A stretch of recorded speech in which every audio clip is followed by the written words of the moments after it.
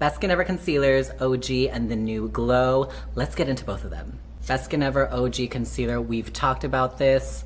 Literal heaven. She's radiant, she's hydrating, and she has that really beautiful natural finish to her.